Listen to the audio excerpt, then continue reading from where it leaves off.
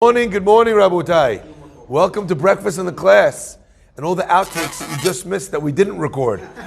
Breakfast in the class. You see, they're laughing, but you have no idea why, and that's why you have to come here in person and live to get the uncut version, the DVD extras of breakfast in the class.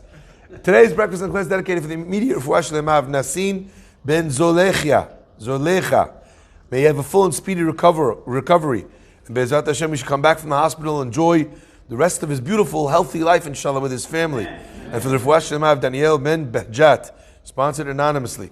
Breakfast in the class dedicated in loving memory of Benny Rubin, alav shalom, Lilun Shpat Dov Chaim ben Moshe, and Brandla, alav shalom, on his askara, from his children, grandchildren, and great-grandchildren from Panama.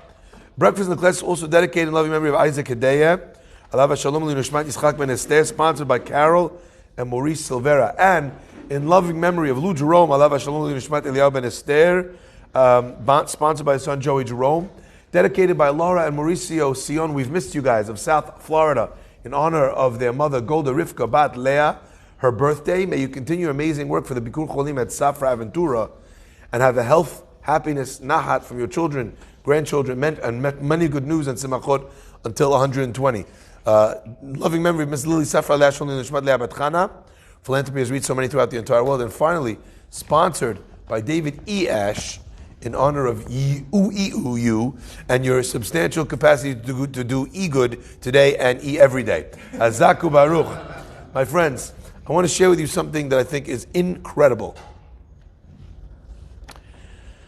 We know that on the second day, Vayi'erev Vayivoker Yom Sheni. So Benedetto, who read it so beautifully as our Hatan Torah, and Baruch Hashem, we also got extra good mileage out of him for reading today, where he read again today flawlessly and beautifully. He read the first day, the second day, the third day. There's one thing which is unique about the second day, and that is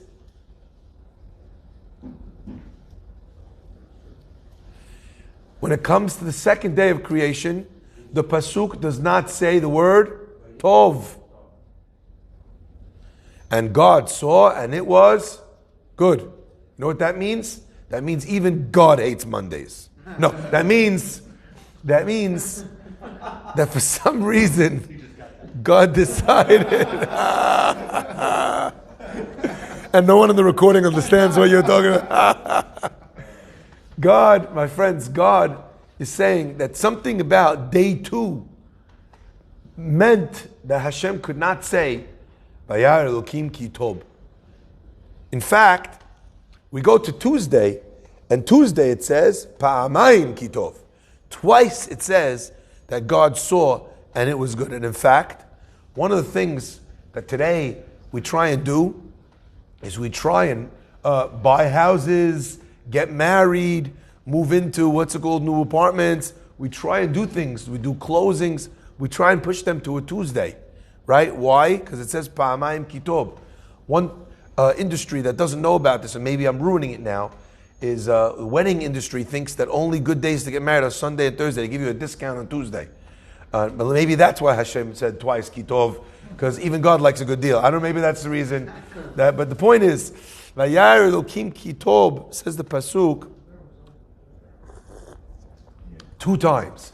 So why is it that God says, Vayar Elokim ki tov, he says that it's good on Tuesday twice, and maybe that's why it's called Tuesday, and 0 times on Monday? And the answer, my friends, is magnificent. And I'm going to quote to you some of the words of the Kliyakar. The Kliyakar writes, Lo Ratza Hashem. The pasuk says, Vayikra Elokim larakia shamayim, Vayi'erev Vayivoker Yom Sheni. Did I get it right, Benedetto? I got that right? Okay.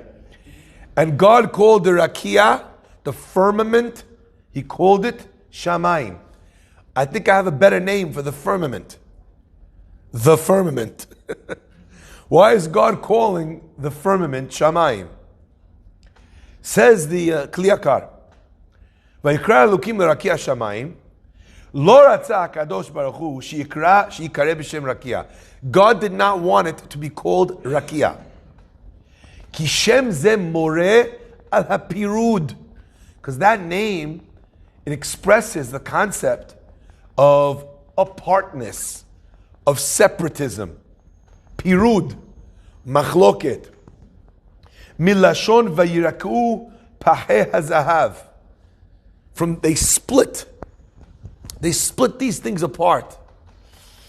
So since that's the case, God called this Rakia, He called it Shamayim, and it was something that was set apart. En toba ki im b'makom mitziat ha'achdut. There's no good that could ever come out of people being or things being apart or separate. Good is only found in achdut, in unity. So on day 2, where God separated something and called it another name, He was going out of His way, so to speak, to not call it the Rakia. But on this day where Shamayim and Aretz were separated, the separation of heaven and earth, my friends, lo tov, it's not good. Made me realize something unbelievable.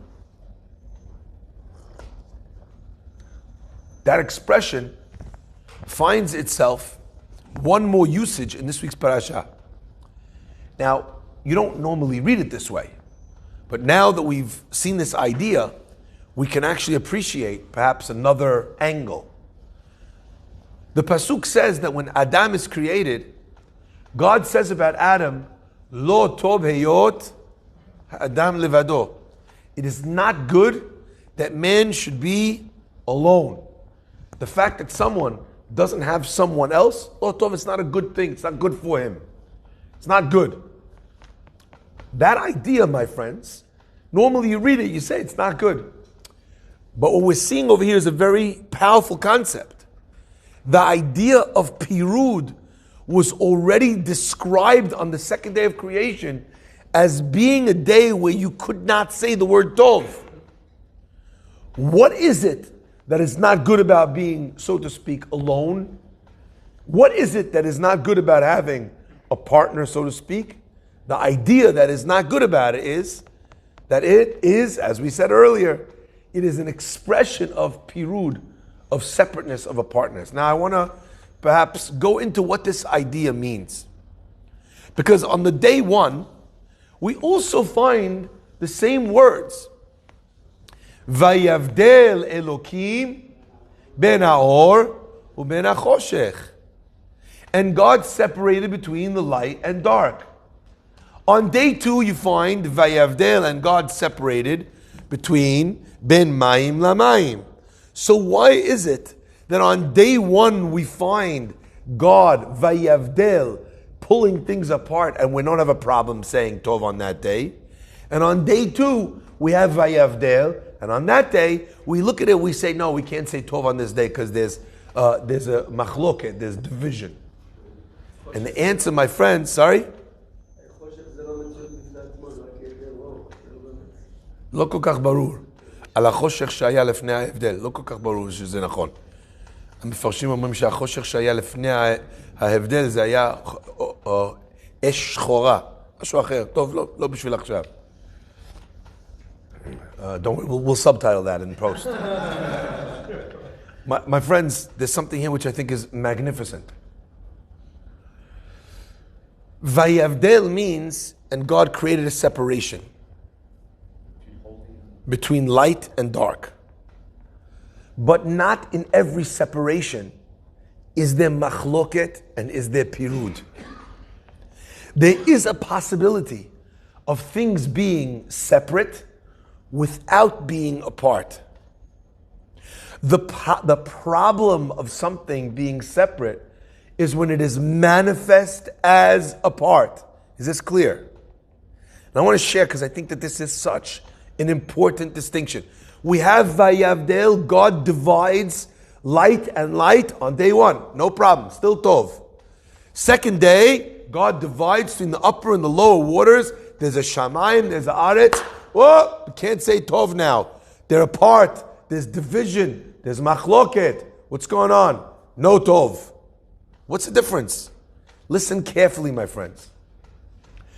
When God says lo tov heyot adam levado, it's not good for man to be alone. When does God say that? At what point? God does not say it upon the creation of man. It is only after Adam Harishon looks, notices, realizes that every other animal had a partner and he did not, that he felt bad about it. And at that moment, God says, Lo tov heyot Adam levado. That means that prior to the moment that Adam noticed that he did not have a significant other, prior to the moment that Adam noticed that every other animal had someone he didn't, then up until then, it was not a problem that Adam did not have a partner. It was from the moment that Adam felt that he was lacking, that he was missing, at that point, now God says, Lo tov heyot Adam levado, e'eseh lo ezer kinegdo. There are many, many, many lessons to learn from this. But one of the lessons I'd like to focus on today a little bit is that we are being taught here something incredible. There are people who exist in the sphere of life while they're single, while they're looking for their nasib, and they are broken in their singleness. And that person is indeed in a situation of lo tov. But there could be a person who's existing while they're not married, where they're not deficient, where they're not looking at others and seeing that there's something over there. Why don't I have that thing? When someone is feeling that way, when they've allowed that to kind of get through to them, to penetrate them, then they're in a situation of lo tov. But it is up to a person to be separate but not apart. Now, in the experience of or la'or, God creates a situation where those two things are not operating in contradistinction one to the other. They're not in contrast one to the other. And therefore, there's harmony, and therefore there's tov. That is Adam Harishon in his, if you will, singleness without the noticing that something was wrong, the feeling that something is off. Now, my friends, I want to illustrate that this concept of tov teaches us that it is possible, number one, to fight with someone, so to speak, about something, but not fight with someone. You could fight about something, but not about someone. You could be together with someone and have different opinions. That's the separateness of day one. There's a time for the light, and there's a time for the dark. When we came to the second day, says the Vilna Gaon, when it came to the second day, Sheni represents, says the Vilna Gaon, in every iteration, whenever we find the word Shene or Shte, says the Vilna Gaon, it represents two things that are identical.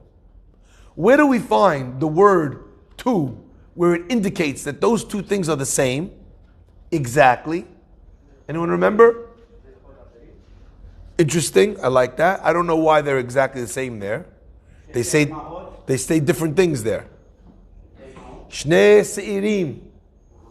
When it comes to the two goats for Azazel and Hashem, the Gemara says that they have to be equal in height, in size, in weight, in color. They're supposed to be born on the same day. Everything about them is the same.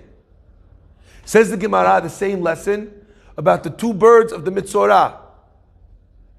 Shte Tziporim. Says the Vilna Gaon, when it's using the word two of, it's telling you that these two are the same. When two things are the same and they are apart, they're trying to operate in the same space and they're identical, it's a problem. Why? Because each of those things fulfills the same function. So neither one of them knows where they stand, where they are.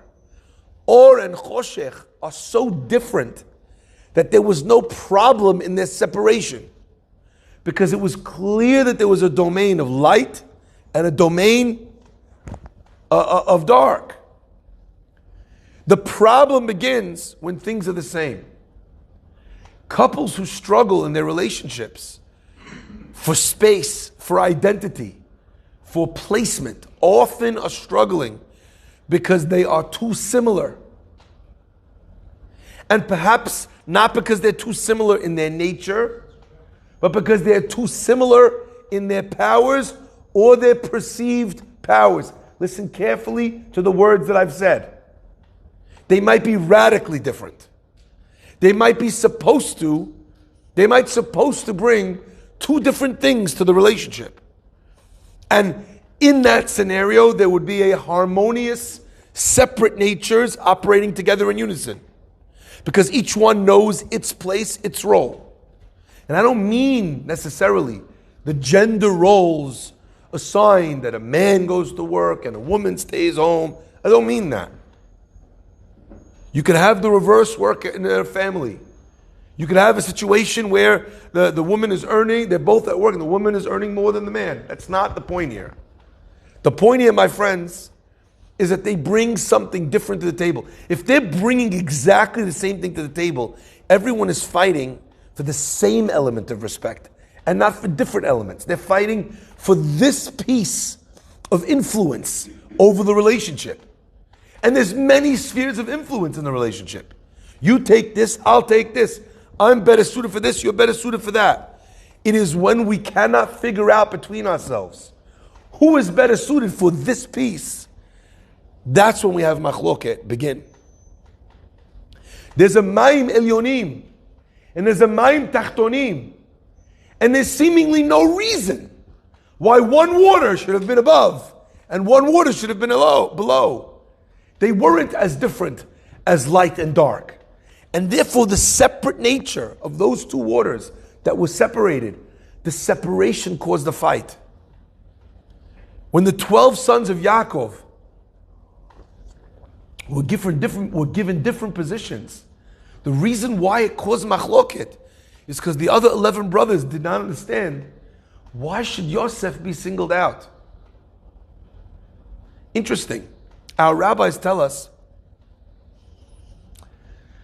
that there was jealousy between the Shevatim and Yosef because of the way their father treated them.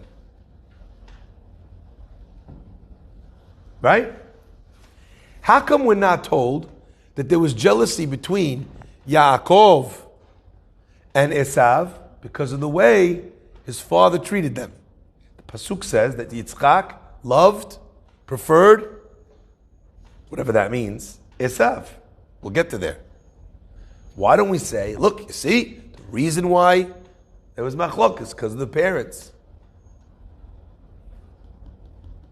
The answer is because between Yaakov and Esav, that was Or LaChoshech.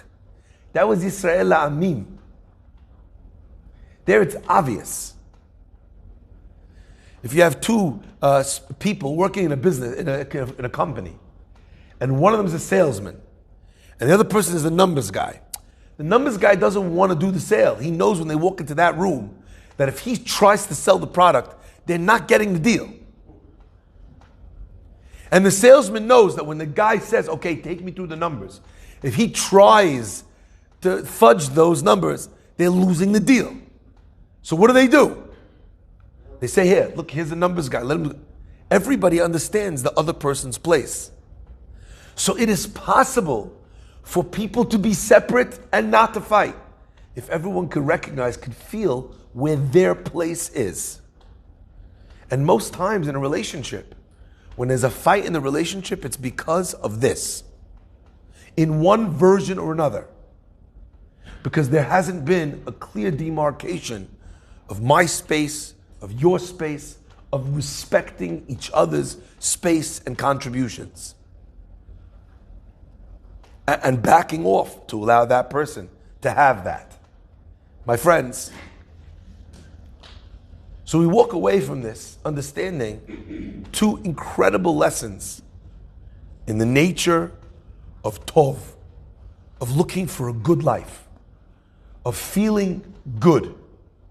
One is that it is a perceived lack that can drive a person to feel lo tov, and that you could almost exist without even the most important things in the world if you're not comparing and contrasting yourself to what other people have or don't have.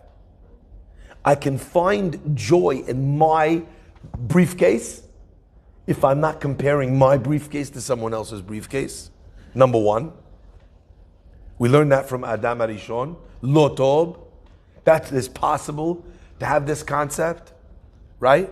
And the second lesson that we're learning, so you see the power of a person's focus, their mind, their mindset, how they choose, what they choose to look at, as opposed to looking and kind of focusing on a person's own experience, own life. And the second thing we're learning for this idea of living a life that God could call tov is in figuring out clean lines of demarcation. Now, there's not enough time for me to explain all the elements of this, but I just want to leave you with this bit to think about, because I think that it is a magnificent concept. Okay? Had Adam Arishon been able to understand that this was his role in this moment, he would have been okay, because he would have respected his own space. And I cannot say this loudly or passionately enough. It is so important. The same way you respect a partner's space, a coworker's space, to respect your own space, your own contributions. To look at the life that you lead and the things that you do and the impact you're making on the world, and to take pleasure in that. Not to look at what it is that you haven't yet done, or that you don't have, or you haven't yet achieved, but to look at what you've got and to feel a certain sense of inner respect for your own achievements. We are not good at this. Either we don't respect ourselves enough, or we are arrogant about our achievements. But self-respect is never confused with arrogance. Self-respect is an awareness of what I have achieved, a respect for what I have achieved. And I always think to myself, what would happen if for 2 seconds you would have an out-of-body experience and you'd be able to look at yourself from outside yourself? Could you imagine someone else coming up to you, complimenting you on? People do that, don't they? People give us compliments all the time. How often do you give yourself a compliment? Now that sounds like a weird thing to do, but in an unhealthy generation, it becomes ever more important to do. And sometimes part of the reason why we are unable to move forward, whether it's in finding someone, whether it's in growing a company, whether it's in developing ourselves as human beings, achieving some future sense or some future set of goals that we're trying to do, part of the reason is because we don't respect ourselves enough on the level that we are on. When you're climbing Mount Everest, every time you get to another plateau, what do? They spend a little time there. Why do they do that?